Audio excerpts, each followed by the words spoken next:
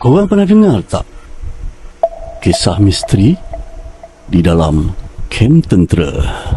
Kisah ini diceritakan oleh sahabat aku ni sewaktu dia bertugas di sebuah kem atau pusat latihan tentera. Satu hari tu, kawan aku ni keluar buat rondaan di hutan. Sedang rondaan tu, dia terjumpa seekor ular sawa sedang melingkar. Saiz ular sawa tu tak adalah besar mana sangat. Dia dan pasukannya tangkap dan bawa balik ular sawa tu ke kem dia orang. Ular sawa ni dikurung di satu tempat khas di dalam kem.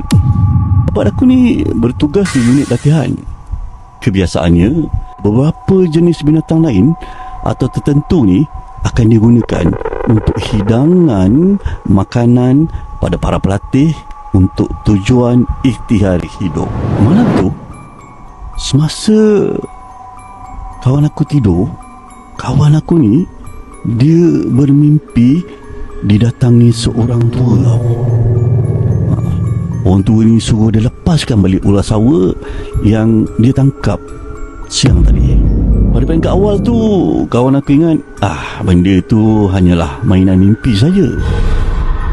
Tapi setelah beberapa malam dia didatangi oleh mimpi yang sama saja, kawan aku ni dah mula rasa ragu.